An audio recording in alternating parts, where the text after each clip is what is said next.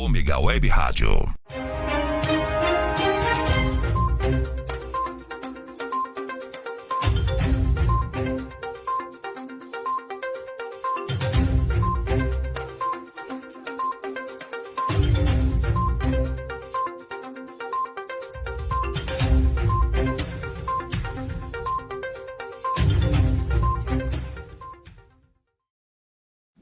Olá, boa noite.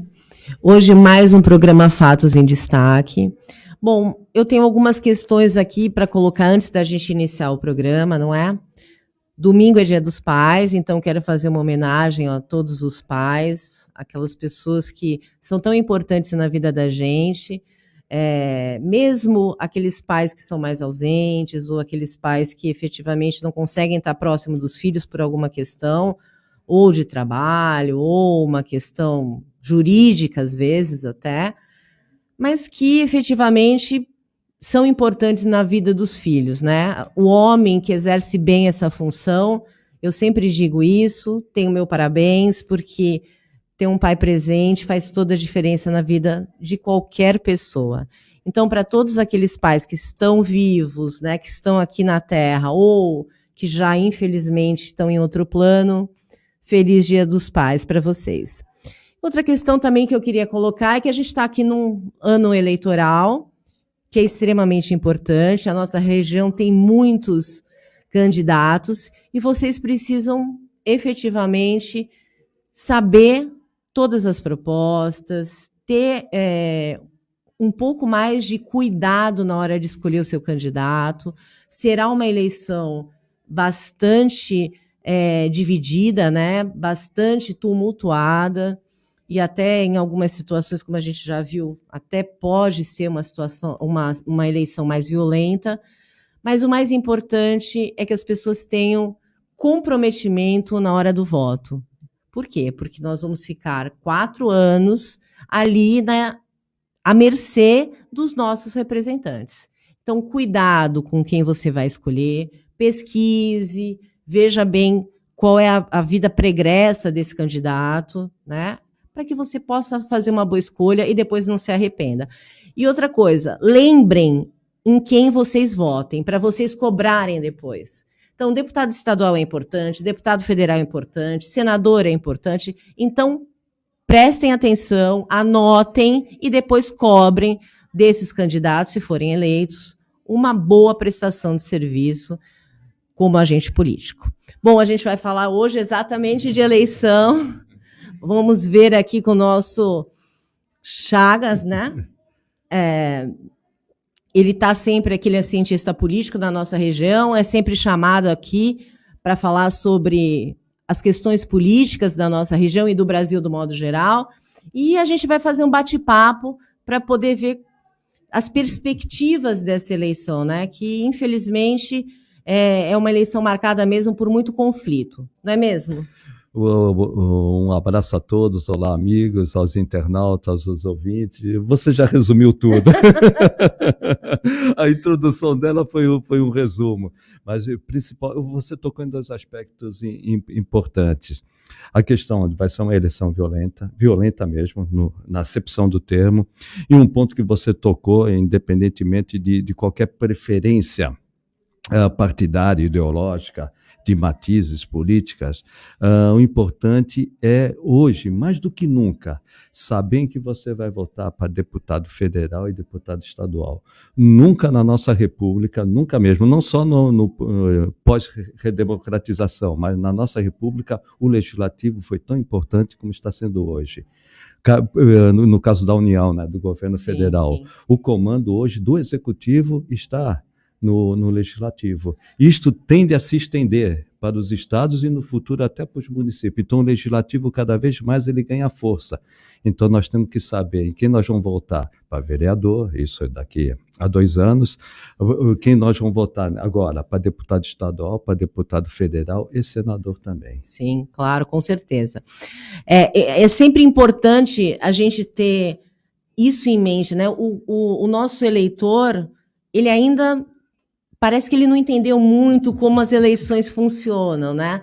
Ele tem muita preocupação com o executivo e muitas vezes ele é negligente com o legislativo. Isso mesmo. Inclusive, antes nós estávamos discutindo sobre isso. Cerca de 30% a 40% dos eleitores decidem o voto sexta, sábado e domingo. Quando não no domingo, ouvindo um parente, um amigo, um vizinho, ou então até um companheiro de trabalho. E o pior, quando não vai para a urna sem saber em quem votar. Hoje não, que não tem santinho na rua, mas no passado se jogava muito santinho na rua, ele pegava quem fazia a boca de urna, mostrava para ele. Isso acaba causando um dano danado para a nossa democracia e também para o cidadão, como você falou.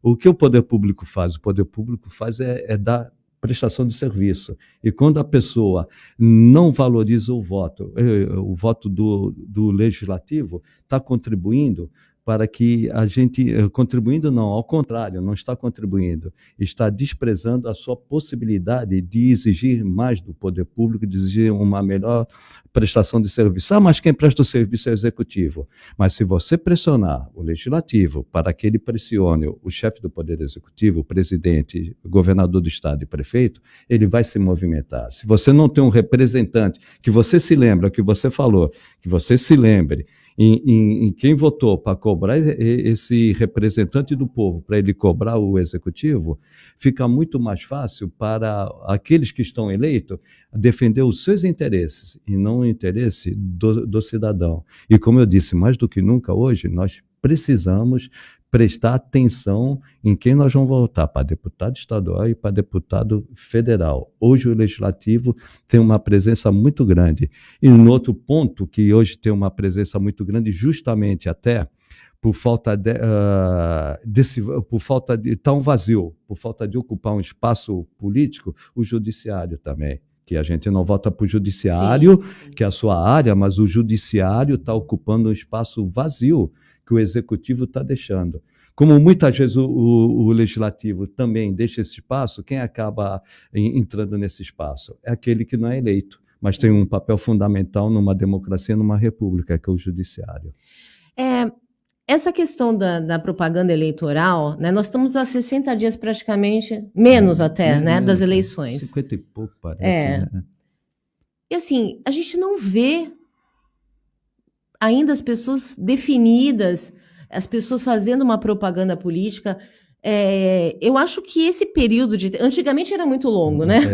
E de repente ficou muito curto para as pessoas se definirem. Demais.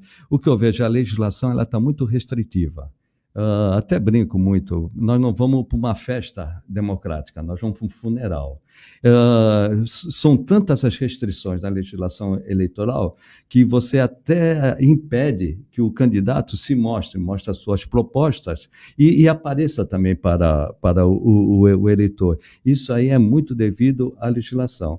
Por outro lado também, o candidato, muitas vezes ele não sabe nem sequer a função que ele vai fazer. Vou dar um exemplo, né? Ele promete uma ponte, ele é um vereador.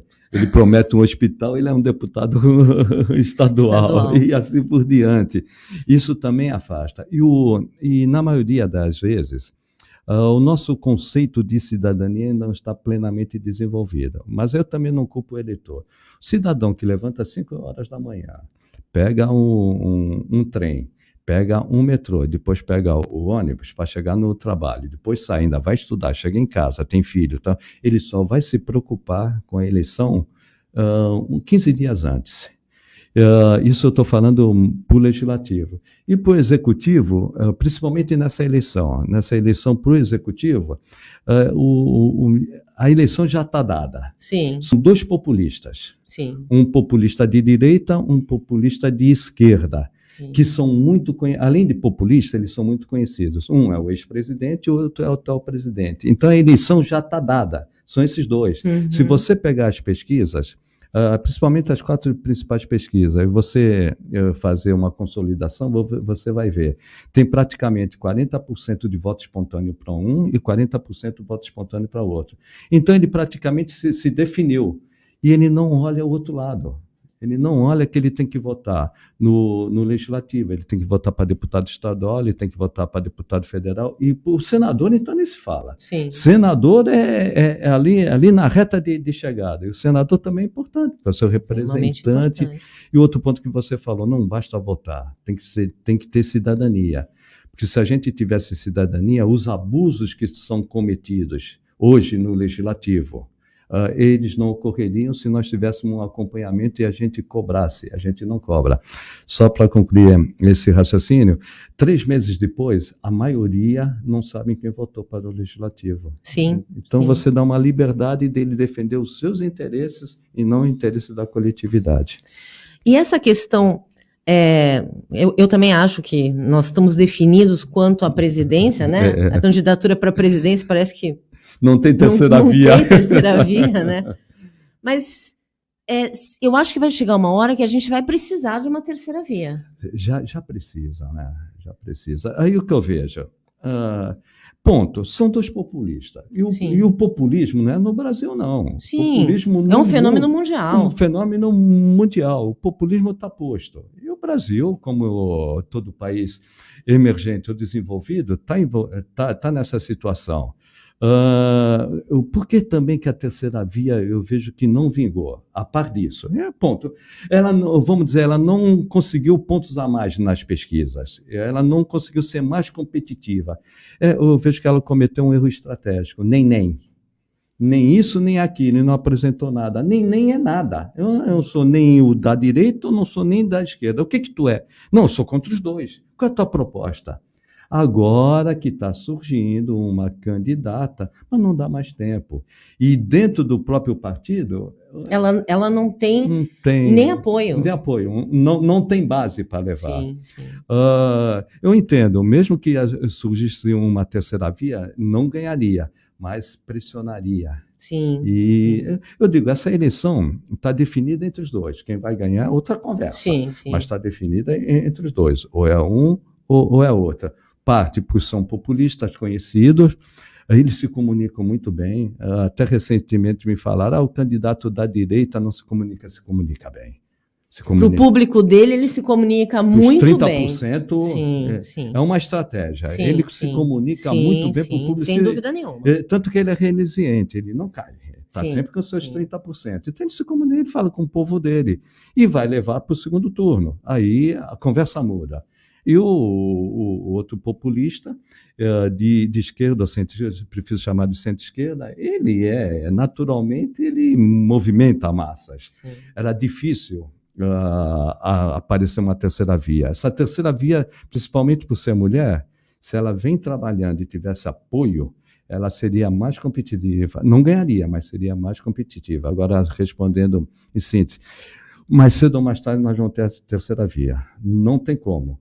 Ganhe um ou ganhe outro, essa terceira via ela vai ter que surgir. Mas não é um momento de surgir, nós estamos muito E mesmo assim, né, a gente tendo um candidato, que é o Ciro Gomes, que já vem sendo candidato há muito tempo, que tem aí em torno de 8%, pelo que eu vi, né, das intenções, e ele nem sobe nem desce, ele fica naquele patamar, e que eu acho que esse eleitor dele vai ser muito importante para o segundo turno, né? Ou decidir no primeiro.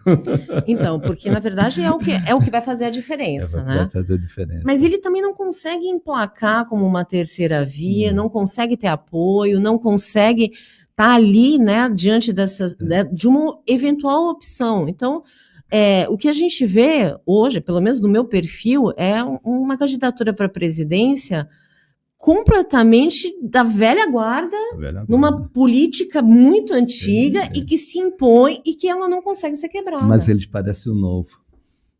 O candidato da extrema-direita, ele aparece como novo, fora da política.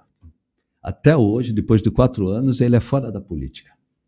E ele ficou 28 anos no Congresso. Exatamente. Mas ele aparece fora da política. E o candidato da esquerda, da centro-esquerda, principalmente para os jovens, ele agrada aos jovens, porque ele até por ser um candidato que defende pautas identitárias, pautas progressistas, ele acaba agradando ao jovem, que o jovem quer mudar. acaba Sim. agradando. Então, cada um ao seu modo parece novo, mas nenhum dos dois é novo. Por outro lado, o Ciro de novo, estratégia, não souberia. Mas ele é muito agressivo por agressividade, o outro é mais agressivo. Sim. Então, quem gosta de agressividade, quem gosta dessa violência, já tem o seu candidato. E ele critica muito da centro-esquerda, o Ciro Gomes. Ele não tinha que criticar da centro-esquerda, porque de lá ele não tira voto. Ele Sim. teria que tentar, ou por meio, sem agressividade, ou tirar voto da direita, que também seria difícil. E ele também, ele parece, por incrível que pareça, ele é o mais novo, é o que parece mais velho. Importante também, ele é o único que tem um projeto. Eu não gosto de dar opiniões, né? Mas, na minha opinião, é um projeto ultrapassado, mas ele tem projeto. Sim. Tá lá, você pega o livro dele, você pode discordar, mas ele tem um projeto. Aí você vai no populista de esquerda, no populista de direita. Zero.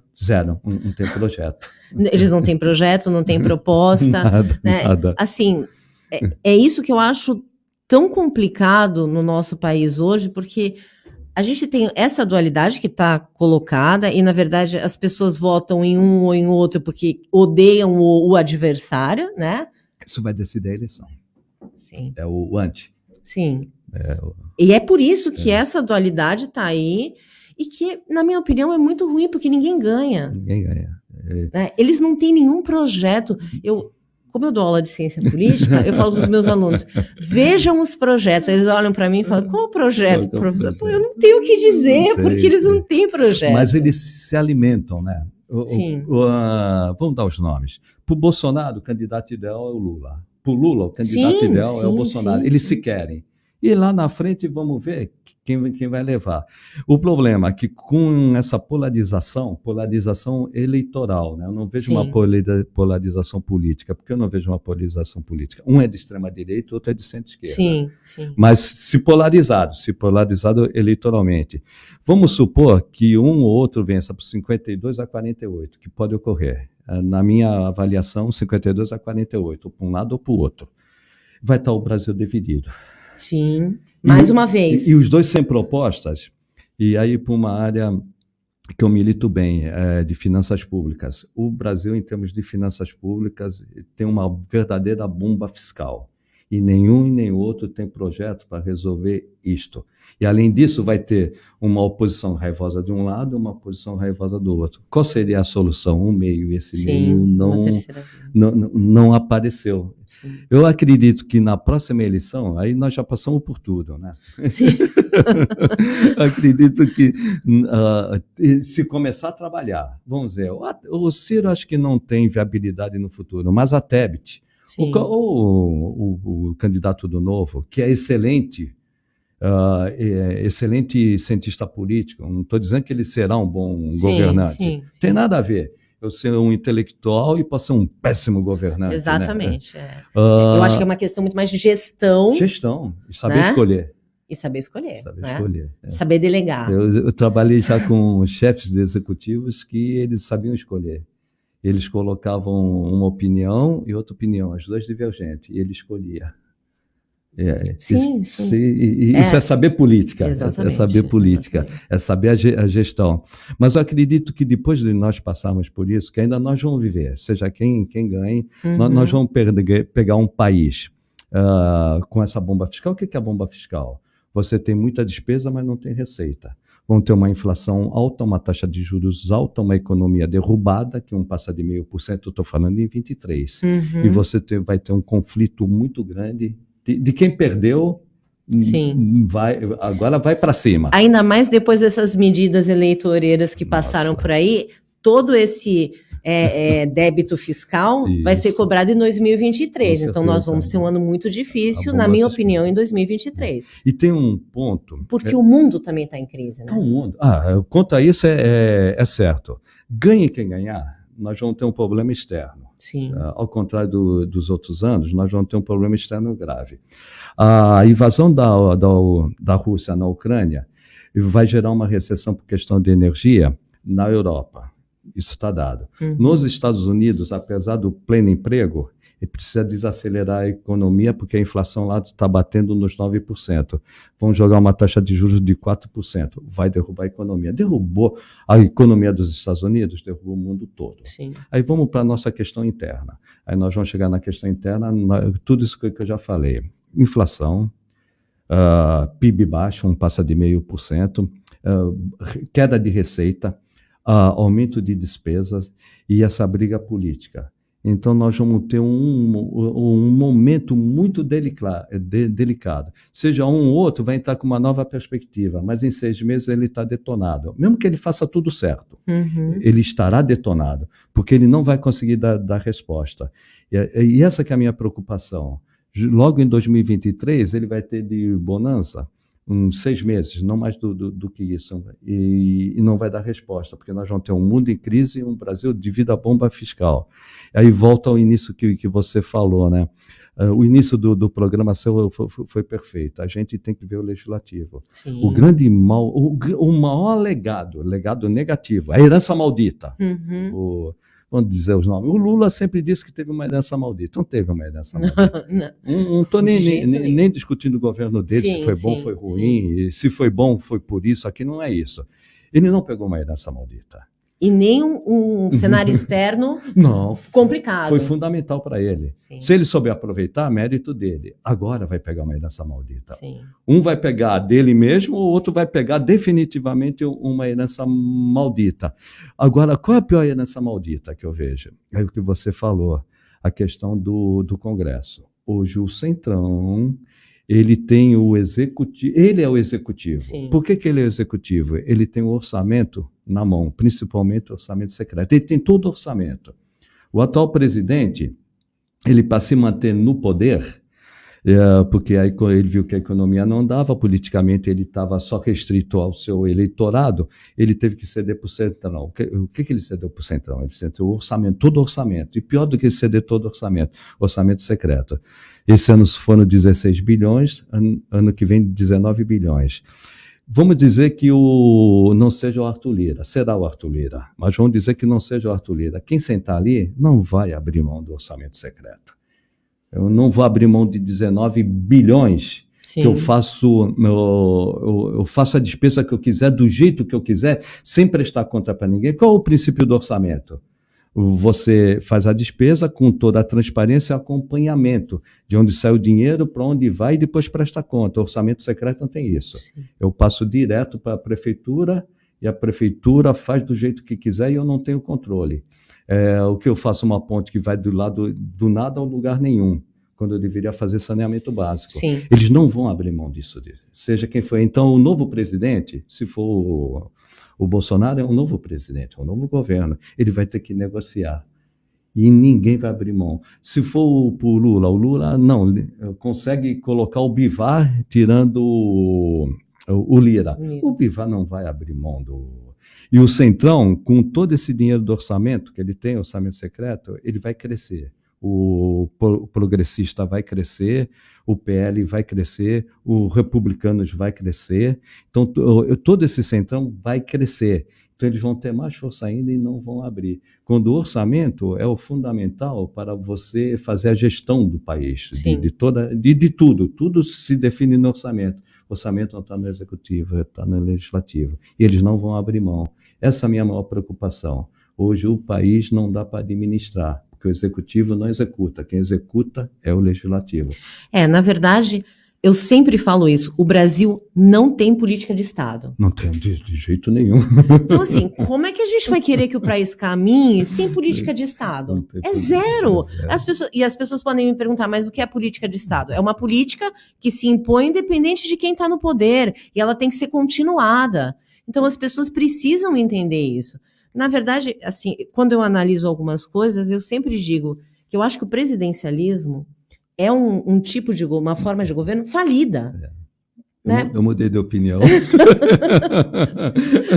Eu acho que... Por quê? Porque no parlamento... Porque a gente vê um viés brasileiro mais propício ao parlamentarismo do que ao presidencialismo. A própria Constituição é assim. Mas por quê? Porque, não, eu vou votar no cara. Se ele não for bom, a gente promove o impeachment. Mas o impeachment não é para isso. E aí que gerou essa crise institucional. Claro. Tem vários motivos, mas o ponto de partida dessa crise institucional, por que eu fui contra o impeachment da Dilma? Depois eu fui a favor, porque ela não tinha mais sustentação política. Só por isso. Sim. E ela destruiu a economia. Não tem mais condições, então sou a favor, porque não tem mais jeito. Mas em condições normais, eu era contra a Dilma, porque virou brincadeira, né? Sim, exatamente. O impeachment do Collor foi 82, 83, sim, por aí, em 2016, né? Sim, outro impeachment. Exatamente. Isso, né? Eu sempre defendi o presidencialismo, até por uma questão de tradição, a instituição, não sim, mexer, mas hoje eu não tenho dúvida. Aí até alguns amigos meus que ainda são presidencialistas, vai virar a Itália, que vira a Itália. Que caia primeiro-ministro e depois... O tempo inteiro, não tem problema. Mas o Estado... Mas a forma de governo é propícia para isso. Porque o impeachment, o que custa para o nosso Estado um impeachment, são depois 3, 4 décadas para eu conseguir me recuperar. E você tocou nesse ponto. Eu até converso muito em casa, a minha irmã está aqui, ela ouve muito, ela não me aguenta mais, mesmo no trabalho. A minha preocupação é a crise institucional que nós vivemos. Sim. Nós vamos ver gerações. No mínimo uma geração. Então nós passamos, o impeachment do Collor, depois veio o Plano Real, que era o grande problema do Brasil, era a economia, era a inflação, né? Inflação, mas nós paramos no combate da inflação, destruímos a indústria. Sim. O Brasil não tem indústria, tem prestação de serviço. Nós ficamos refém de combater a inflação, mas não cresceu, não desenvolveu, não teve investimento. Aí passou, veio 2013, os políticos até hoje não entenderam 2013. Foi junho de 2013, até hoje os políticos não entenderam. Aí depois veio o impeachment, que causa traumas. Aí depois nós entramos num governo que, vamos dizer, ele tem viés autoritário. E com esse viés autoritário, ele não abalou a democracia, ele começou a abalar as instituições, sim. Instituições de Estado. Exatamente. E se ele for reeleito, ele vai ser vítima disso mesmo, do que... E ele vai para um caminho de abalar depois a democracia. Por que isso está acontecendo? Está acontecendo porque é o que você falou, as nossas instituições foram abaladas e vamos levar gerações. Eu até brinco, eu estou na descendente, eu não tenho filhos, mas tenho sobrinhos, né? Os meus sobrinhos vão passar por isso, né? Uma dificuldade danada, porque se você não arrumar a instituição, sim, você não tem investimento, você não tem credibilidade. Se você não tem investimento, não tem credibilidade, você não tem crescimento. E não basta crescimento, tem que ter desenvolvimento. E além disso, dessa crise institucional que nós temos que viver, eu sou liberal, mas seja liberal, seja progressista, seja conservador, nós temos que combater a desigualdade. Se nós não combatermos a desigualdade... Não tem outro caminho, eu falo.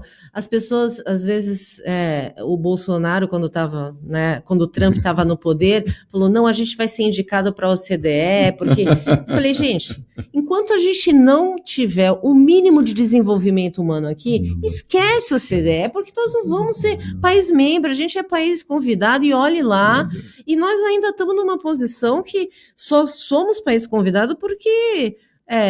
o Brasil tem interesses, né? Nós, na verdade, somos responsáveis pela alimentação de quase a totalidade do mundo. Então, o nosso agronegócio interessa muito ao mundo. O Brasil, na geopolítica, ele é muito importante. É um dos motivos que eu acho que dificilmente pode ter a tentativa. Eu também acho. Por isso não tem golpe, né? Não tem golpe. O Brasil é importante, não só pela sua extensão territorial, ele é o agronegócio, o sistema financeiro.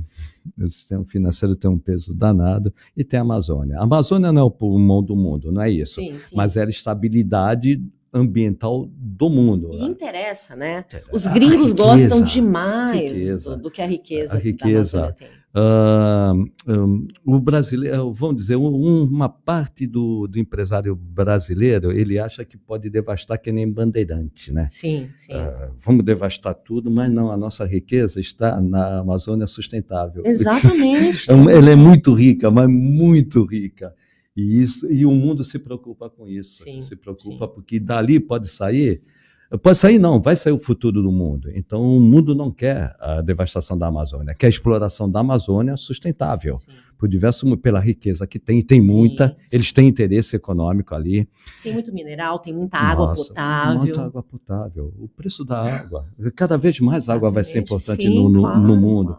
E tem a questão de geopolítica, como você falou, o Brasil alimenta 1 bilhão de pessoas no mundo. E cada vez dependendo mais.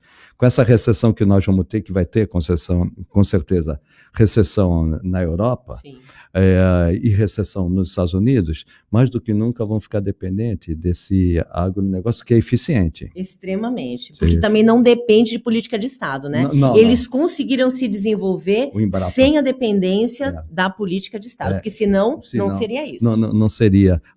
A Embrapa foi muito importante e deu pontapé inicial e eles tocaram, né? O que não aconteceu, infelizmente, com a nossa indústria, né? Nós temos o PIB do Brasil, 10% é da indústria. Aí você não gera bom emprego, né? Nós tivemos o capitalismo financeiro. O industrial da Avenida Paulista, da Fiesp, ele não produz, ele vive do capital financeiro. Então, nós não geramos emprego, um posto também de trabalho. Nós somos um país atrativo sob o ponto de vista financeiro. Financeiro, nossa. Porque o investidor, né, para as pessoas que não entendem isso, o que acontece? Por que a gente consegue captar tanto dinheiro lá de fora? Capta esse dinheiro para investir no financeiro, não para investir em indústria, não para gerar emprego, não para desenvolver, não para ter pesquisa, porque nós não... Zero pesquisa. Então, a gente depende o tempo inteiro de importar tecnologia. Você vê, você falou em pesquisa, ciência, tecnologia, educação, saúde. Nesse ponto, nós estamos cada vez pior. Por outro lado, o sistema financeiro é ótimo. Eu vou falar um negócio que até o ouvinte, o internauta não pode acreditar, mas os juros na Europa, ali o juro na Europa estava negativo. Então, fazia empréstimo na Europa e colocava o dinheiro no Brasil. Então, você pega a zero, quanto que ele vai pegar? 0,5% ao ano. Que ele vai chega, né? Quando chega, eu estou exagerando. E vai pegar aqui 16% de retorno. Então, entra muito dinheiro. Não entra nem para a Bolsa, entra para a especulação. Aí, quando tem esse momento de instabilidade, né, porque o Bolsonaro não apresenta proposta, o Lula também não apresenta proposta, e os juros estão subindo nos Estados Unidos, aí ele foge. Aí, para mim, não compensa mais 16% se os juros nos Estados Unidos estão 4%. Então, eu saio. Aí o dólar sobe aqui. Então, o Brasil ele é muito interessante para o mercado financeiro. Eu pego empréstimo lá para colocar aqui, para lucrar aqui, né? Lucrar. A verdade é essa. Nós somos um país... Capitalismo financeiro. Exatamente, que lida basicamente... Sem produção. O próprio empresário brasileiro, na verdade, né, o empreendedor no Brasil, ele é um herói, né? É um herói. Você conhece bem a tributação. Porque, além da tributação, das questões previdenciárias, trabalhistas... A logística, a questão da instabilidade política e econômica que a gente vive, então, empreender no Brasil é realmente para herói. Porque se você colocar esse dinheiro no financeiro... o retorno é garantido. Você que milita nessa área, imagina um empresário. Eu tenho tanto para investir. Na Bolsa, a Bolsa sempre corre o risco. Uma renda fixa, eu estou tirando de 16%. Para que eu vou investir na produção? Por tudo que você falou. Aí dá um problema, dá uma pandemia. Eu vou ter que mandar todo mundo embora ou vou ter que manter. De qualquer forma, se eu mandar todo mundo embora, é um custo. E não é pouco. E não é pouco, ainda desestabiliza o meu negócio. Se eu manter, eu tenho dificuldades, por mais que eu tenha dinheiro. Tem essa estabilidade política. Então, eu vou para a renda fixa. Para que eu vou investir? Para que eu vou gerar emprego? Para que eu vou produzir? Se eu tenho certeza de uma renda fixa de 16%, para que eu vou ter dor de cabeça? É essa grande... E ainda pegamos naquilo que você falou, né? Nós não desenvolvemos ciência, tecnologia, educação é fundamental, a educação fundamental é essencial, né? E a questão da saúde, habitação, saneamento básico. Aí é o que eu digo, entra no orçamento secreto. Orçamento secreto faz uma ponte do nada ao lugar nenhum, quando esse dinheiro podia ir para o saneamento básico. E que é um absurdo a gente ter um país onde o princípio administrativo é transparência, publicidade, a gente tem ornamento secreto, assim, para mim, eu não consigo, né?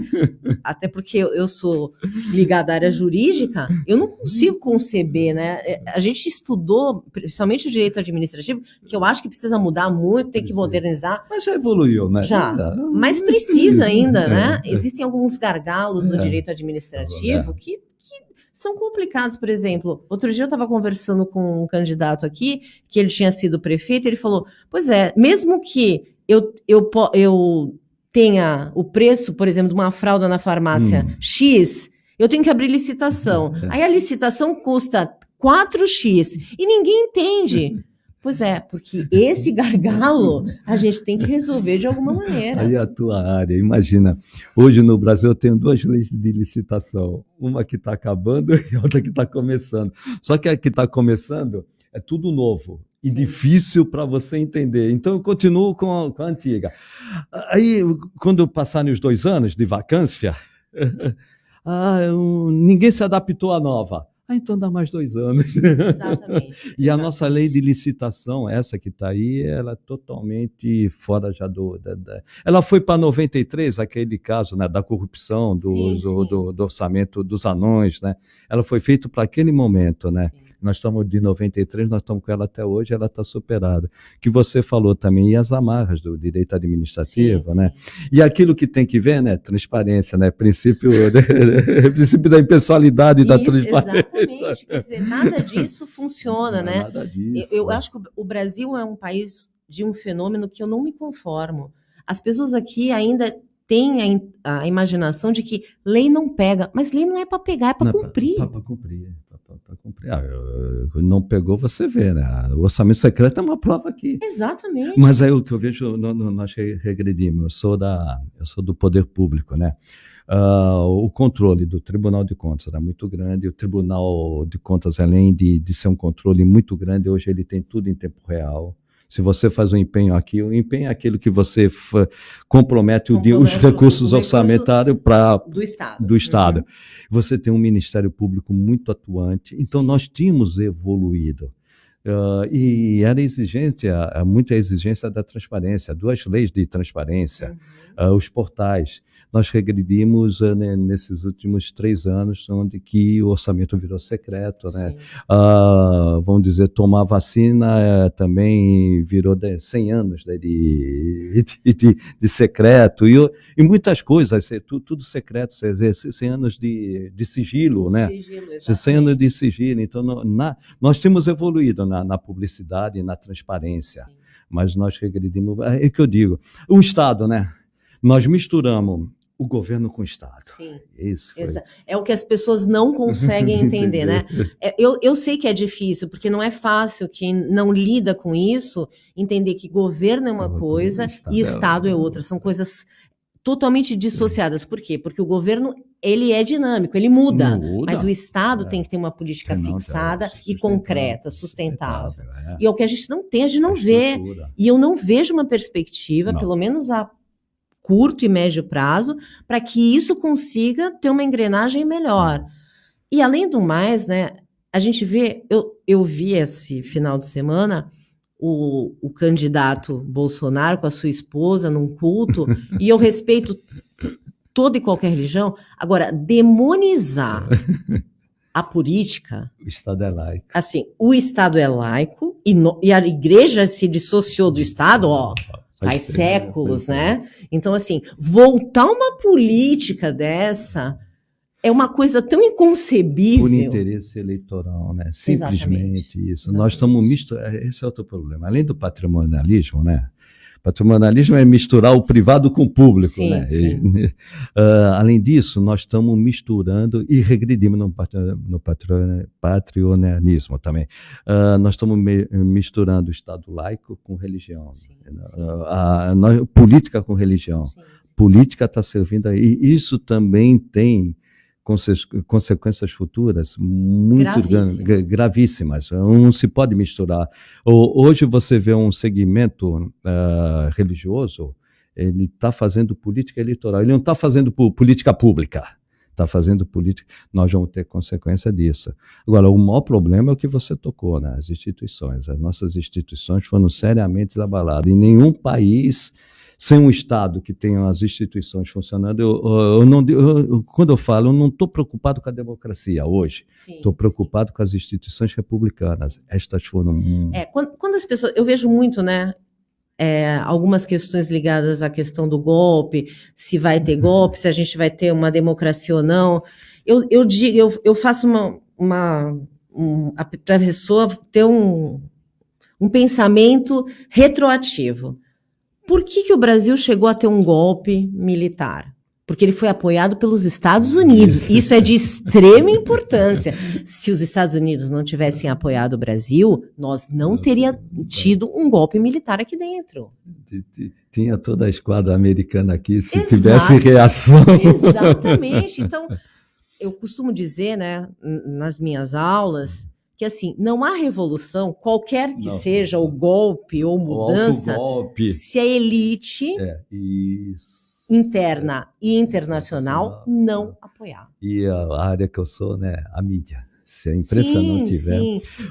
Pegando o seu raciocínio, na época, a imprensa era favorável. Depois se arrependeu.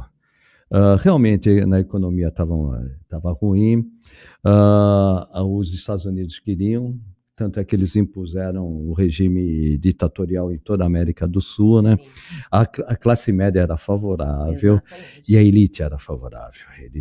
Só que hoje, trazendo para hoje, pode tentar um golpe, dia 7 de setembro, ou dia 3 de outubro, pode tentar um golpe, não dura 48 horas. Eu também acho. Só que as consequências serão graves. Por quê? Os Estados Unidos já deram 3 recados fortes. O secretário de Estado já deu recado. De uma forma, nós não vamos admitir. Os Estados Unidos vão fazer uma intervenção? Não é isso. Se a Rússia não está aguentando... Imagina o Brasil. Né? Imagina o Brasil. A importância da Rússia, tem energia, a Rússia tem arma nuclear. Imagina o Brasil num golpe. O sistema financeiro não quer. Sistema financeiro já deu. O sistema financeiro não quer o candidato de esquerda. Porém, ele não quer bagunça. O sistema financeiro quer segurança, previsibilidade, estabilidade. Assim que é o sistema financeiro. Eu nunca vi a Febraban, me desculpa, fazer um memorando. A Febraban, quer dizer, não tem a elite mais elite do que essa. Olha, Febraban, Fiesp, independente de hoje estar um de centro-esquerda na presidência, CUT e UNE, todas no mesmo barco.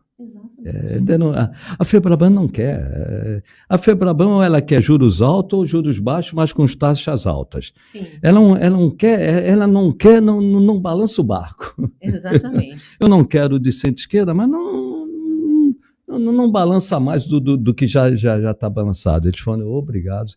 E o grande adversário do presidente atual é ele mesmo. Aquilo que ele fez, que me desculpe, aqueles que são aqueles 30%, né?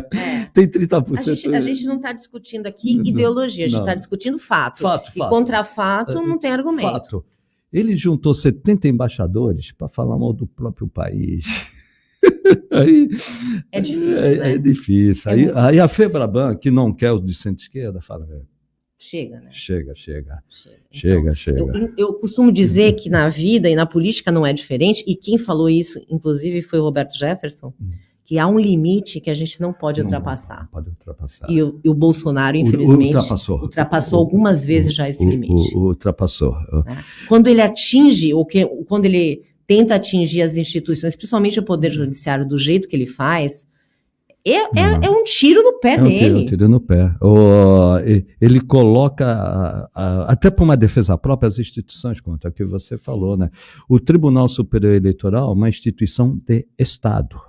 Não está submetido ao militar, às Forças Armadas.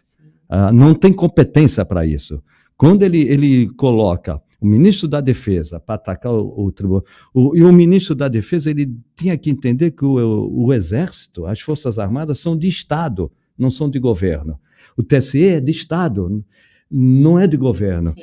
E quando só um está atacando, né, e o outro está defendendo, você balança, aí a elite que não quer a esquerda acaba falando, basta.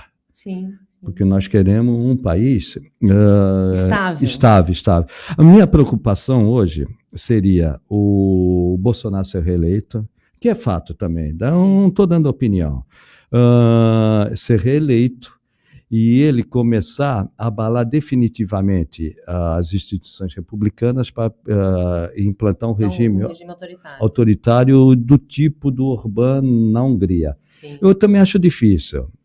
A Hungria tem 10 milhões de habitantes, a Hungria é um país unitário, a Hungria não tem governadores, a Hungria não tem... Mas eu temo que ele vai tentar. E no momento que nós estamos saindo por tudo que nós falamos, da economia, dessa briga política que nós vamos ter, que vai ser violenta, ele vai tentar abalar definitivamente e implantar um regime tipo do Orbán ou do Putin. Dizem que ele foi para lá para se aconselhar como Putin estava há tantos anos no poder. São coisas diferentes, né?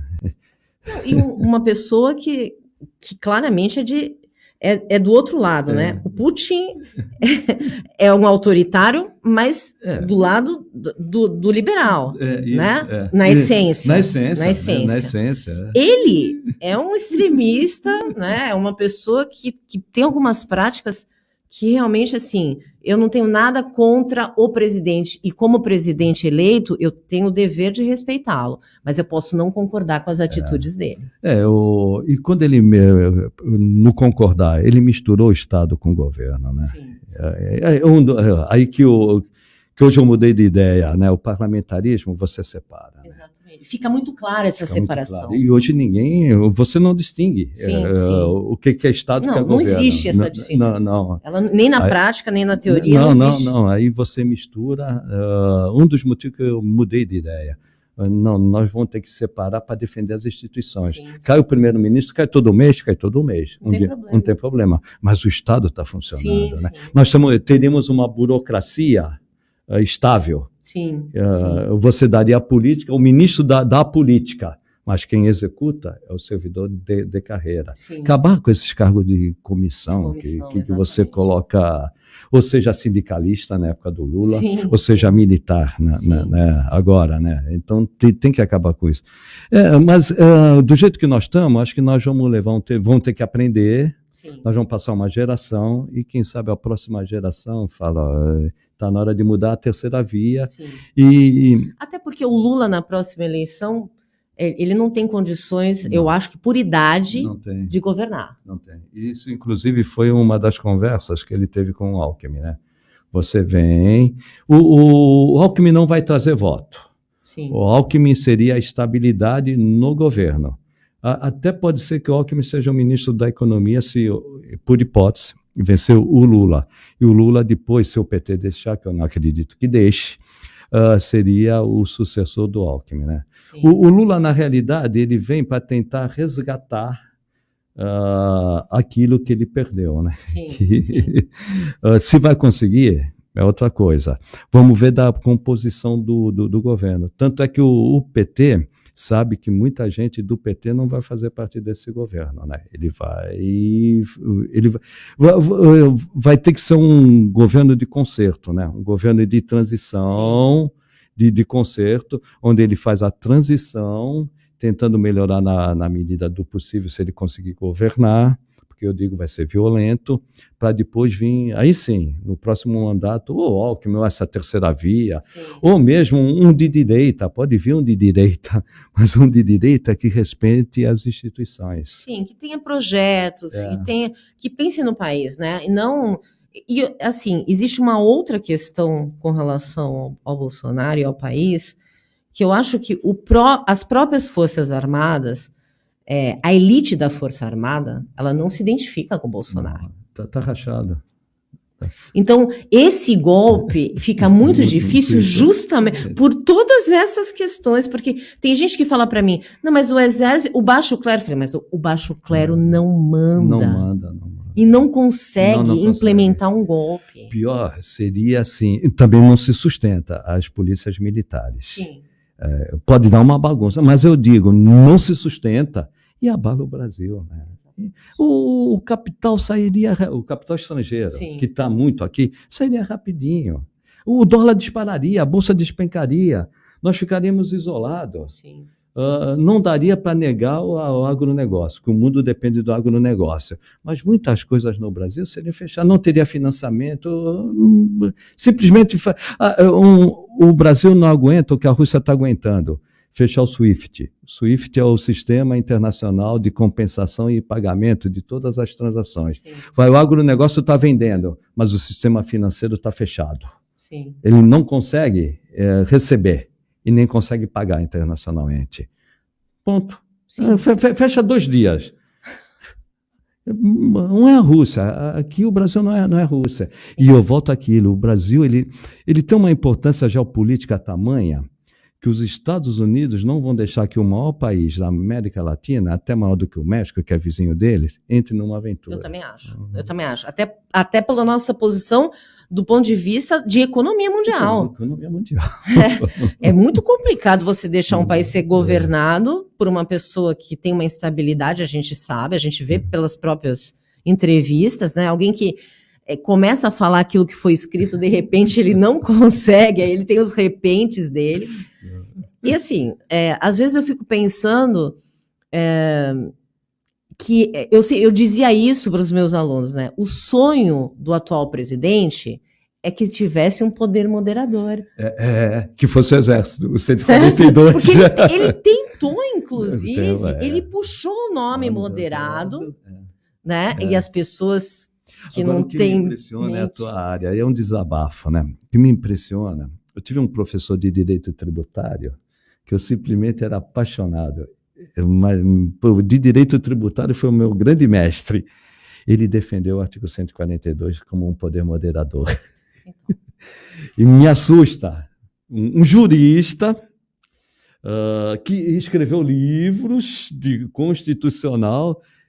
Olha a que ponto chega a ideologia. Sim. Aí é mais um desabafo. Sim, não, mas então é perigoso quando a gente tem mentes assim que defendem questões. E o que é o artigo, né, 142? Quando as Forças Armadas elas dominam todas as outras instituições, né? Elas têm uma prevalência e isso é golpe, e isso é autoritarismo, e isso não está na Constituição. Não. Certo? O artigo não fala isso.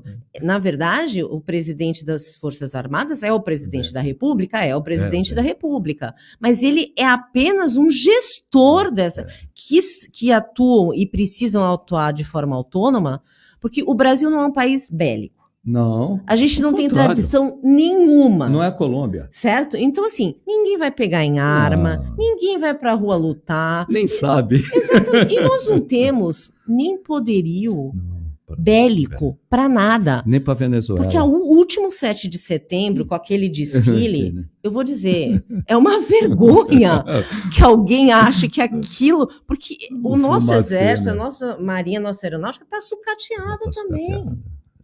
Mas ainda tem, até por questão do que está acontecendo hoje, até a minha irmã reclamou, tu só pega livro da Primeira e da Segunda Guerra e do fascismo, né? Tive que ler, né?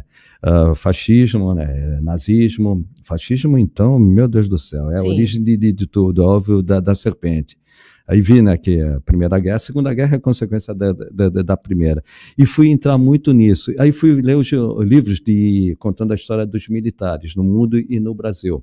No Brasil, esses livros que eu tenho lido, mostram que esses generais hoje, eles em 64, 67, 68, eles eram da Academia de Agulhas Negras. Eles estudaram sobre o regime militar, não tanto do Geisel, sim, e nem do Castelo Branco, mas do Costa e Silva e do Silvio Frota. Então sinceramente, alguns, isso é aquela loucura, mas alguns acreditam que o Brasil pode ser invadido pelo comunismo. Então... alguns não, alguns sabem, o Bolsonaro sabe que não tem comunismo, sim, mas isso aí eu tenho que, o que um autoritário do tipo do Bolsonaro, ele tem que ter um inimigo externo. Claro. Esse inimigo externo... Invisível, invisível, né? Invisível. Porque o Lula é palpável. É palpável. E agora, dá pra... o comunismo é invisível. É invisível. Então, eu tenho... Ou o TSE, ou outra coisa que ele arruma, ou o Alexandre de Moraes, né? Ele tem que... Só que o que você falou é palpável. Ele tem que ter algo que seja invisível. Então, ele pegou o comunismo. É o que eu digo, ele é, vamos dizer, ele não tem uma grande formação, para não dizer uma palavra pesada, né? Que eu costumo dizer, mas ele tem método. Ele tem método. Só que tem oratória. Tem oratória. Que ambos têm. Ambos têm. Ele convence. Para os seus respectivos públicos. Não, e o poder da oratória que levou a Alemanha à Segunda Guerra Mundial. E não era a maioria, era a minoria, que se tornou depois... Porque o que tem o fascismo? Ele tem o medo. Sim. Ele tem a violência, tem a mentira e tem um ponto que é comum, o culto da morte. É impressionante. E nós vemos essas características hoje de forma diferente, mas estamos vendo, né? Mas tem militar que tem saudade de lá e tem o pensamento que nós podemos ter uma invasão comunista. Agora tem outros militares que não, né? E por que eu digo também estamos em cima do laço, né? Por que eu digo que os militares estão divididos? Os militares de pijama, os militares palacianos, que estão hoje no governo, não no Estado, no governo, eles estão com uma remuneração de cerca de 60, 70 mil.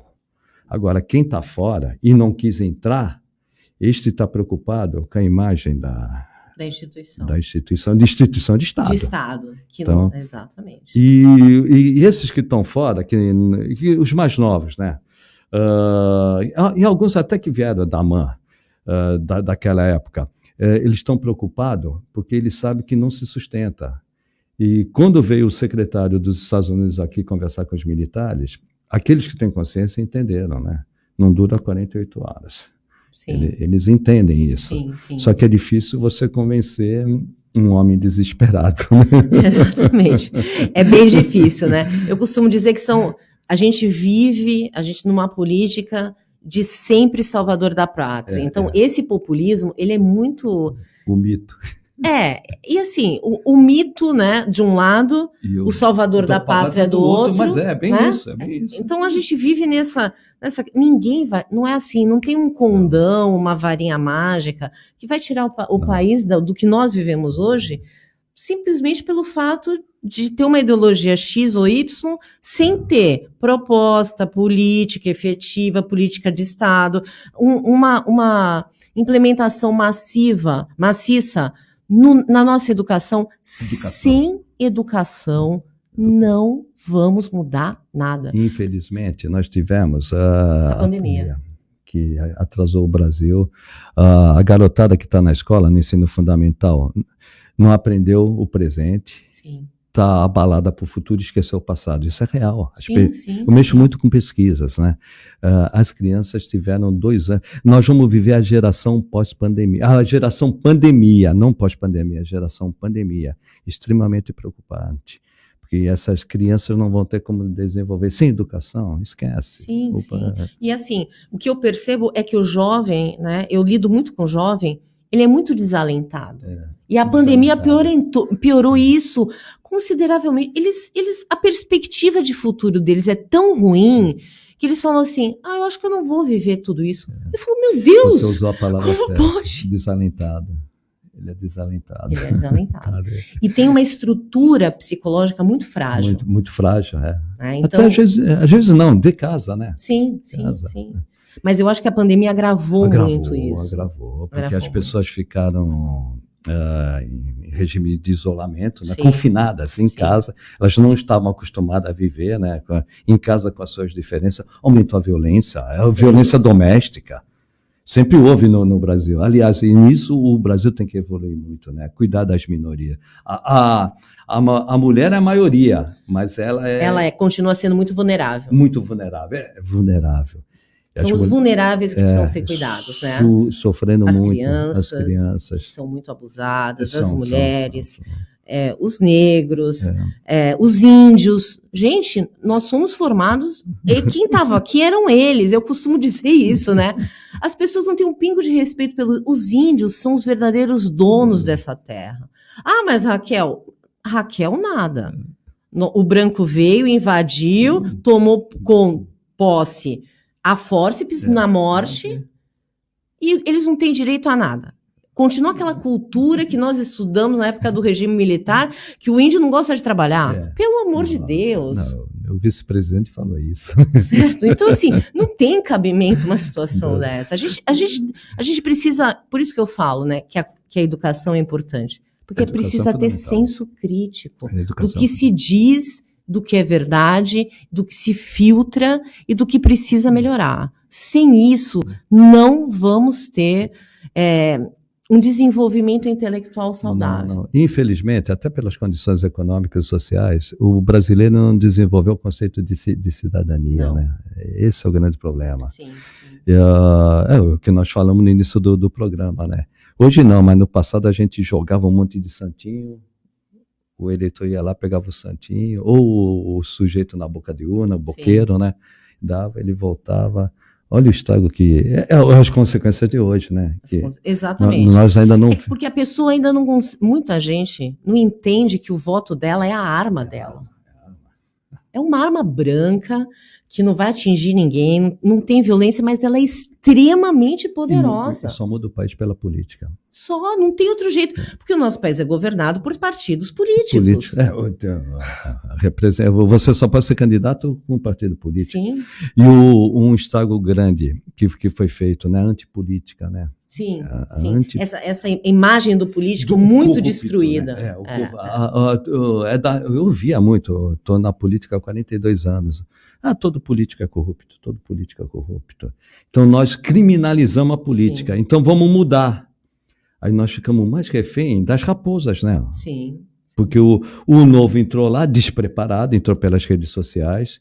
Não, tem que entrar. Todos os setores têm que ser representados. Não é que não se quer que haja uma modernização, mas essa modernização tem que ser consciente. Consciente. Aí que é na mão desse centrão que vai aumentar. Eu costumo dizer, às vezes as pessoas me perguntam assim, falavam, por que você não entra na política? Eu falo, olha, eu vou dizer uma coisa. Em primeiro lugar, não é o meu perfil, eu prefiro estar nos bastidores, né? A gente faz política não só sendo eleito, a gente faz política o dia inteiro se é necessário e sabendo fazer isso. E nem que alguém viesse para mim e falasse, olha, eu vou te colocar lá no Supremo Tribunal Federal e falar muito obrigado, mas eu não quero. Porque você não pode sair de casa, você não pode ter vida, você é xingado, ofendido, humilhado. Gente! Você perde a vida que você tem que viver com segurança. Sim. Tem um ex-professor meu, né? Esse eu vou falar o nome, porque aí é positivo. José Eduardo Cardoso. Ele foi ministro da Justiça. Ele é um acadêmico de direito administrativo, então é o máximo, né?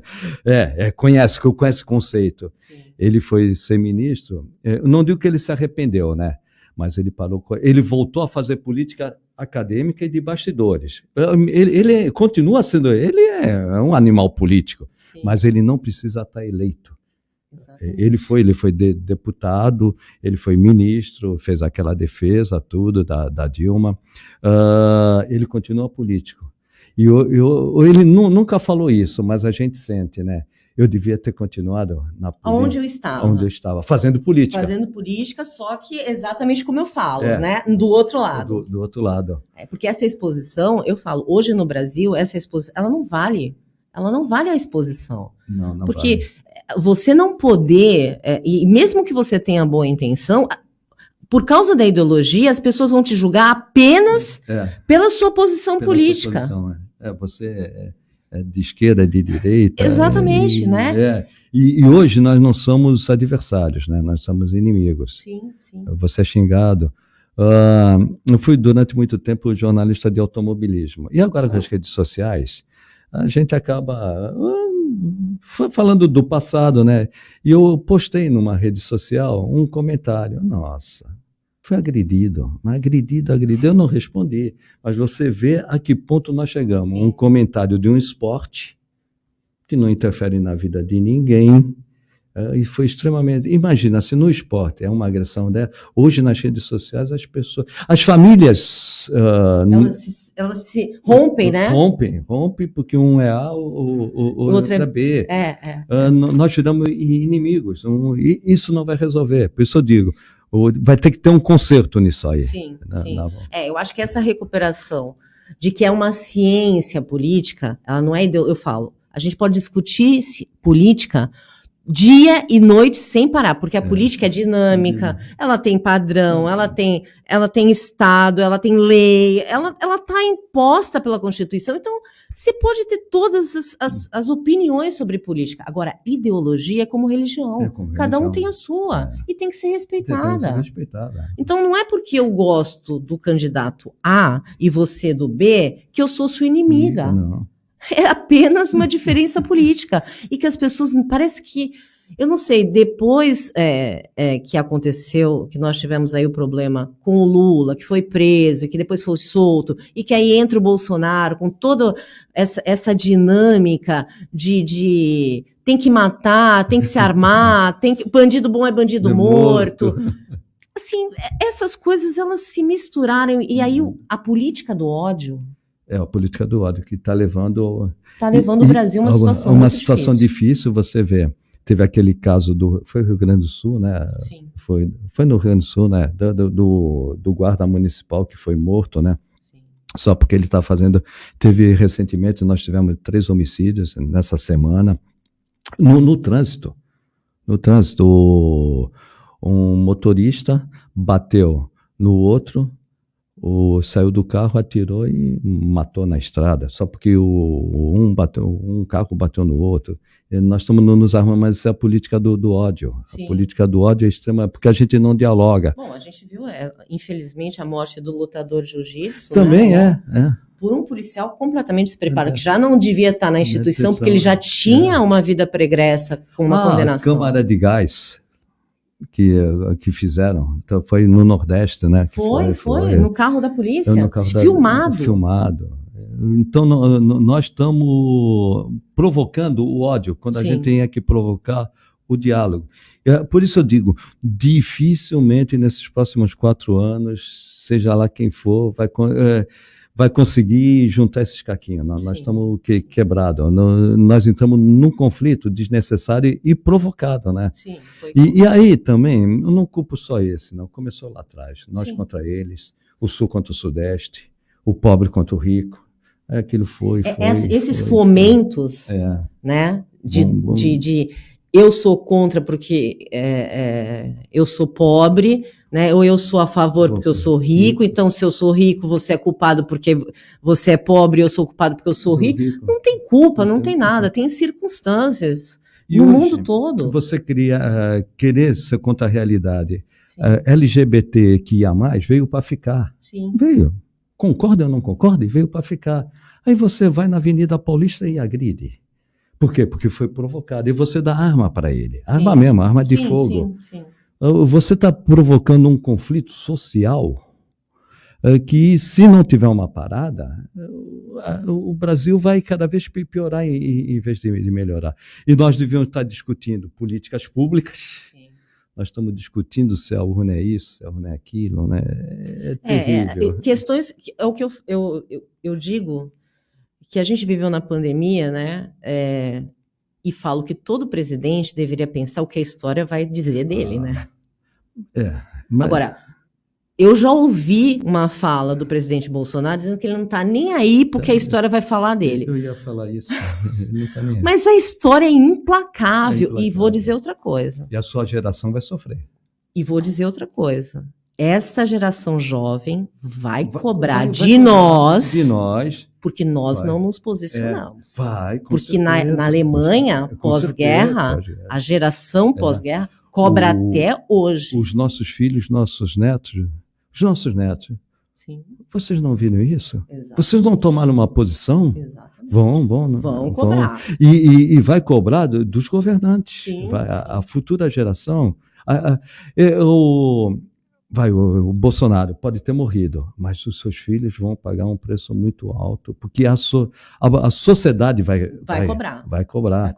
O que mais me impressionou nisso tudo, pelas pesquisas que a gente fazia, eu trabalho muito com pesquisa, tinha 12, 15%, sempre teve, de extrema-direita, nem de direita radical, de extrema-direita.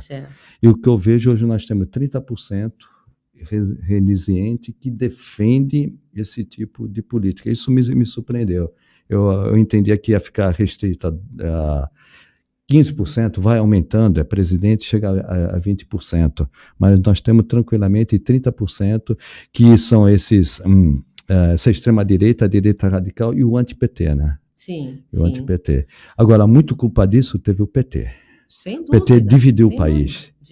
Dividiu o país e a reação veio, como virá a reação no futuro que nós estamos falando agora. Exatamente, é uma reação que eu vou dizer para vocês, quem viver e estiver vivo, e se um dia ouvir esse programa, vai dizer, poxa, mas eles falaram isso, porque a história é muito cíclica. Então, isso repete, volta e sempre tem a tese e a antítese. Então, é isso mesmo, né? Como morreu Mussolini. Sim. Então, assim, o que eu vejo é, por exemplo, a gente vai ter uma geração, e que eu acho que não vai demorar muito, que vai ser extremamente careta. Vai, com certeza. Por quê? Porque a gente teve um liberalismo muito forte. Então há uma tendência disso mudar. E o que vem depois é sempre muito radical ao que estava posto. Isso mesmo. Né? É isso aí mesmo. Então, isso, assim, as pessoas que têm um pouco conseguem ter uma visão sistêmica do mundo, que eu falo, não adianta eu ver o mundo hoje, eu tenho que ver o que o mundo já foi, o que ele passou. Então, assim, as pessoas às vezes falam, nossa, hoje tem muito homossexualismo. Gente, pelo amor de Deus, Roma, Grécia, a antiguidade inteira era bissexual. Isso não é criação do hoje. Não. Então, assim, estudem, percebam. Eu tenho alunos que falam, para que estudar história? Então, justamente para você conseguir conceber o hoje pelo que aconteceu no passado. Sem isso não tem como a gente ter futuro. Se a gente lesse mais história, talvez a gente tivesse mais responsabilidade no voto. Sim. Agora, o que você falou é verdadeiro. Vem uma geração careta. Sim, eu acho que vem. Eu vejo eu tenho um filho de 15 anos e vejo meu filho com alguns posicionamentos que eu falo, mas de onde que ele tirou isso se eu não sou assim? Né? Mas é o momento. Ele vive como chama a tribo dele, né? Sim. Eles vivem a comunidade deles e vão pensar, né? E eles têm um sistema de enclausuramento, né? Enclausuramento. Esse público jovem gosta da casa, de uma maneira e do quarto, que eu falo, eu acho que tem algum espírito que ronda, porque não é possível. Você fala, vamos sair? Não, prefiro ficar no meu quarto. Eu falo, meu Deus, eu quando era jovem, rezava para minha mãe deixar o meu pai sair. A gente fala, sai. Desliga o computador, vai no shopping. Para que se eu tenho tudo na minha casa? E tem, né? E tem. E nós não temos uma rua hoje, né? Mas, assim, o que eles perdem? Eles perdem o contato. Eles perdem essa intimidade, essa sociabilidade. E eles têm dificuldade na hora de se expressar, na hora de fazer uma negociação, na hora de fazer política. Tudo isso fica perdido. Estamos voando, né? O caso do home office. Perde o contato do pessoal do dia a dia. Eu sei que hoje é mais fácil você fazer uma live do que você sentar numa mesa, pegar transporte com o seu carro, né? Mas esse distanciamento que está dando, o home office, também vai causar problemas. Tanto é que a maioria das empresas já não são 100% home office. Elas se tornaram híbridas, porque os bons gestores perceberam que o contato físico, que o olho... O happy hour é onde os negócios saem. A política é decidida na mesa de um bar. Sim. Hoje não tanto, né? Mas é feita também assim, né? Na mesa então do bar, a gente né? tem mesmo isso. E numa reunião, você sente. Exatamente. O que a pessoa, o olhar, o gesto, o corpo que fala. O corpo que fala. Então, as empresas já estão chamando pelo menos 2 dias. Exatamente. É o que tem visto. Bom, gente, eu só vou falar aqui o pessoal que estava aqui, né? A Maria Aparecida dando boa noite, o Fábio Luiz. Boa noite, gostaria de saber do Fernando Chagas se essa polarização é prejudicial, já que uma parte vota em candidato A para não entrar o B e vice-versa. Esse é o cenário. Eu acredito que com a PEC do desespero, a PEC kamikaze, a PEC da bondade, vai ter segundo turno, leva para o segundo turno e vai ganhar o menos rejeitado. Agora a briga é para... O Lula está no segundo turno, o Bolsonaro está brigando para ir para o segundo turno. Eu acredito que vá. Nós vamos ter uma eleição sangrenta, violenta, e aí não é na proposta, pior. Diminui a rejeição de um e aumenta a rejeição do outro. Eu vou votar contra, não vou votar a favor. Isso está posto. Aí nós vamos para a administração em 1º de janeiro de 2023, com o Brasil dividido, e esses problemas todos que nós já falamos aqui. A Maria Aparecida está perguntando, a campanha eleitoral na TV pode alterar o atual cenário? De polarização, não. Polarização eleitoral que eu estou dizendo. Não tem como. Não tem via para isso. E aquilo que você falou, é muito pouco tempo de TV. Começa agora 16, a propaganda eleitoral geral. Na TV, eu acho que é 1º de setembro, final de agosto. É muito pouquíssimo tempo. O tempo mesmo de TV é muito curto. Muito curto. E o que influencia não é mais o horário eleitoral, aquele das 8 às 9, das 7 às 8, já nem me lembro mais, são as pílulas, né? Os comerciais. E essas são feitas para o executivo. E, na verdade, as redes sociais vão ter eu acho que um papel fundamental na eleição. E nesse ponto, as redes sociais, a direita está muito mais evoluída, antenada do que a esquerda. A esquerda perdeu o passo, né? A esquerda era política de pé na rua, de sindicalista. Hoje a direita domina totalmente as redes sociais. Basta ver uma entrevista que teve ontem. Foi ontem, teve do presidente no Flow, né? Flow, né? No Flow. No Flow. É um podcast extremamente importante. Então. Eu não conhecia. Fui por dever de ofício ter que... Não vi às 5 horas, não. Vi 2 horas e meia, não aguentei. O número de participação. Então, as redes sociais, e aí a direita tem muita entrada. Então, veja, as redes sociais e a PEC, vamos dizer, a PEC da bondade, vamos chamar assim, leva o Bolsonaro para o segundo turno, e no segundo turno nós vamos ter um violento, sangrento, para ver quem é menos rejeitado. A única possibilidade que eu vejo hoje do Lula ganhar no primeiro turno, diferentemente do que eu pensava atrás, é o voto do Ciro migrar. E tem 50% do voto do Ciro, isso na consolidação das pesquisas, que podem mudar de voto. E se mudarem de voto, é para o Lula. Mas hoje eu vejo que nós vamos para um segundo turno bem apertado, ou para um, para o outro, lá embaixo, depois de 52 para um, 48 para outro, em um Brasil dividido.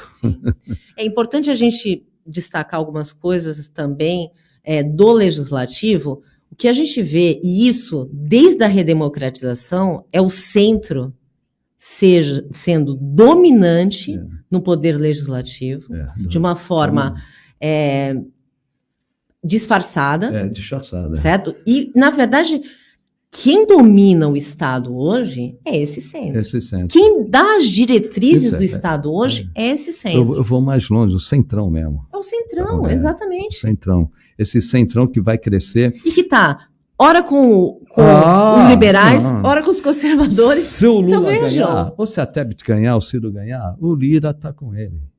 E todo aquele centrão. O centrão é fisiológico. Não tem bandeira. Ele está preocupado com o curral eleitoral dele, para se manter no poder. Ele não está preocupado com as questões macro do Brasil. É um dos motivos. Aí que eu digo, se mudar também por parlamentarismo, mudando tudo aquilo que eu pensava, e o voto distrital misto, você teria um equilíbrio maior, né? Porque do jeito que está, nós temos um distritão que você vota nisso, eu voto em qualquer um, eu voto no candidato de Santa Bárbara do Oeste, nunca vi, depois me esqueço, e ele faz o que ele quer lá dentro e vira centrão. Então, o que eu vejo, precisa fazer essas reformas, né? Reforma política, reforma do Estado, reforma política, reforma tributária. Eu acho que essa dificilmente... Não, essa ninguém não sai. quer. Essa Ninguém não sai. quer. Essa não sai. Essa não sai. Se não fizermos essas reformas, nós dificilmente vamos... A reforma tributária não sai, a reforma política não sai, dificilmente nós vamos... A gente consegue evoluir, né? Evoluir. É uma situação... Hoje, eu nunca imaginava que nós chegaríamos hoje numa situação que o Brasil vinha melhorando, né? Numa situação... É que a gente veio numa espiral negativa, né? Tão forte que chegamos... Por isso que eu digo que o presidencialismo é muito prejudicial. Porque, vejam... Vê o que está acontecendo nos Estados Unidos, está a mesma coisa. Exatamente. Mesma coisa. O que acontece? Quando a Dilma e o próprio Collor, eles só foram impeachmentados porque eles se isolaram politicamente. Se isolaram. Se tivesse orçamento secreto na Dilma, ela teria permanecido. Teria. Foram os dois que não souberam negociar com o Congresso. Eles não caíram porque um roubou e o outro foi incompetente. Claro não. Dilma foi de uma incompetência atroz, né? Mas ela caiu porque ela... O que foi preso, Eduardo Cunha, propôs orçamento secreto para ela. Ela não quis, ela caiu. Agora, com todas as mazelas, quem está defendendo as instituições republicanas é o judiciário. Sim. Com todas as mazelas. Você pode criticar, extrapolou, invadiu, porque houve um vazio. O judiciário avançou. Mas hoje, a cidadela que está defendendo ainda as instituições republicanas é o judiciário. Se não fosse o judiciário... Então, é isso que as pessoas precisam entender, porque, às vezes, outro dia, faz algum tempo já, eu vi alguém dizer assim, não, mas seria bom se a gente tivesse o AI-5 de volta. Aí eu falei para a pessoa, você sabe o que é o AI-5? Não, mas eu acho que é bom. Eu falei, então, eu vou te fazer uma pergunta. Você gostou de ficar confinado na pandemia? Deus me livre! Eu falei, então, você não pode se reunir depois das 10 horas, não pode ter mais do que 10 pessoas junto. Não é possível. Eu falei, as pessoas precisam saber o que elas pedem, porque às vezes você clamando, chamando muito, a coisa vem, né? Então, se tá ruim, pode ficar pior. Eu tenho saudade do que eu não vi, né?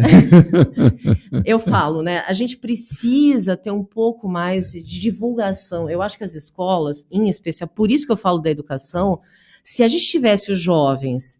e os piquiticos mesmo, mais antenados da importância de tudo isso, nós não estaríamos onde nós estamos hoje. Nós tivemos aquela ruptura em 2013, e até agora nós não entendemos.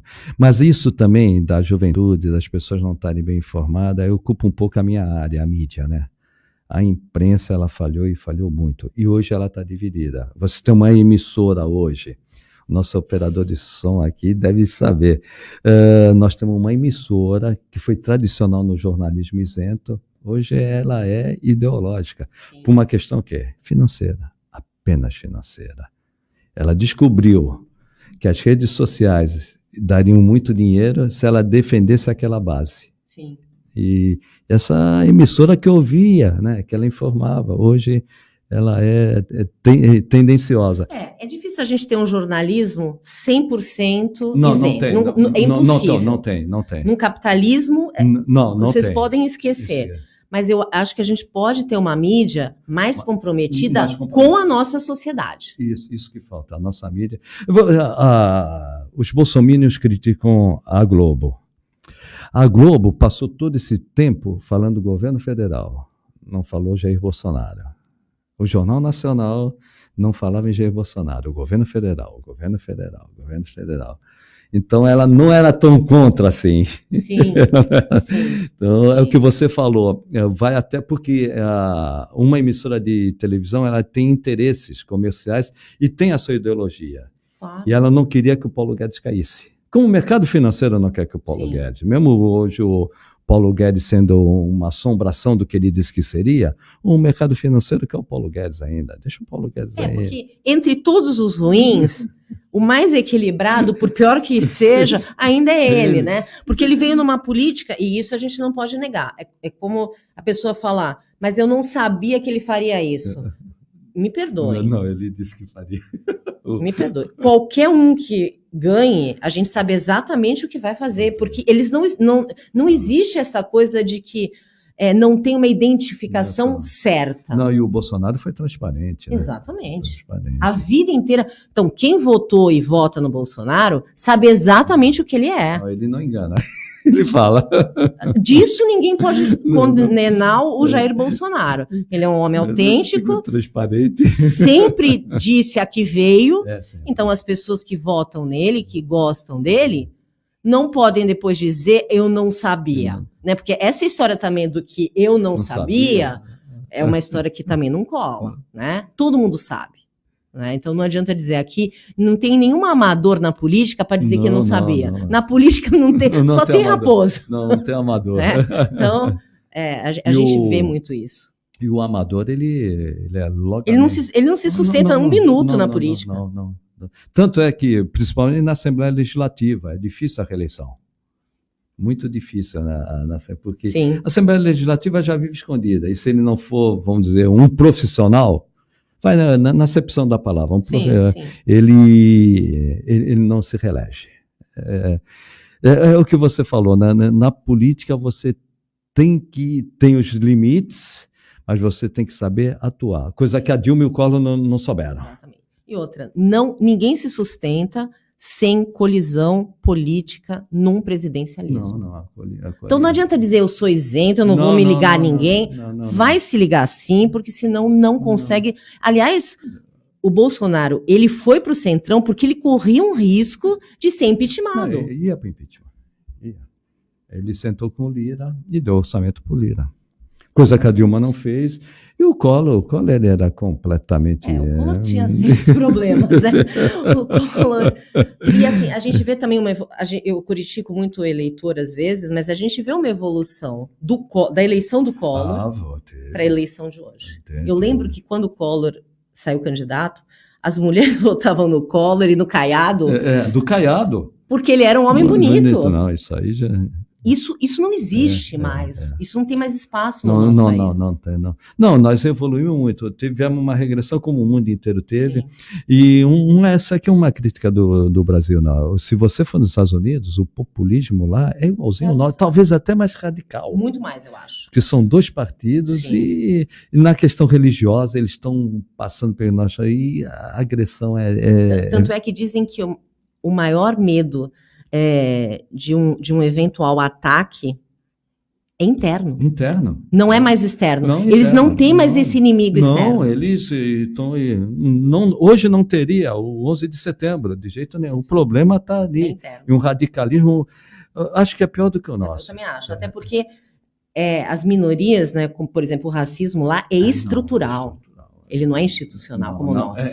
Ele é estrutural. Está dentro da estrutura da política de Estado. De Estado, isso aí mesmo. Então, é uma diferença muito grande, que fomenta uma série de questões. E do jeito que tudo está, não digo que o Trump vem, eu acho que o próprio Partido Republicano vai querer a prisão do Trump para tirar.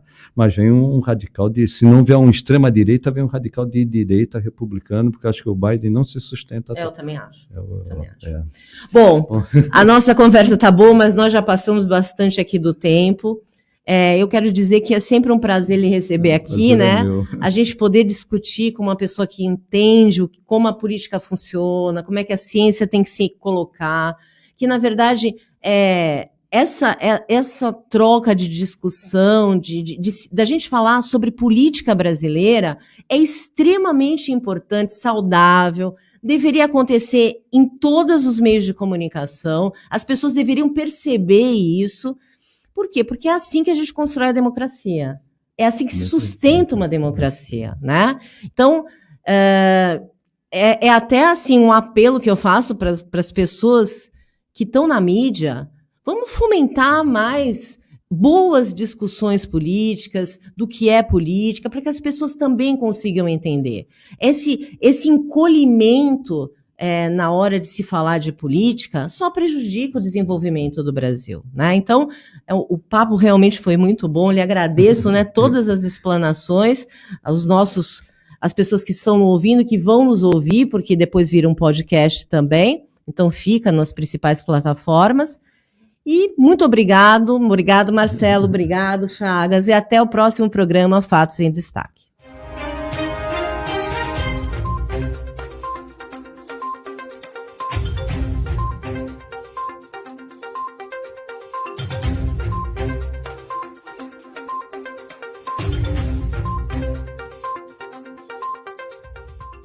Compartilhe esse link. www.omegawebradio.com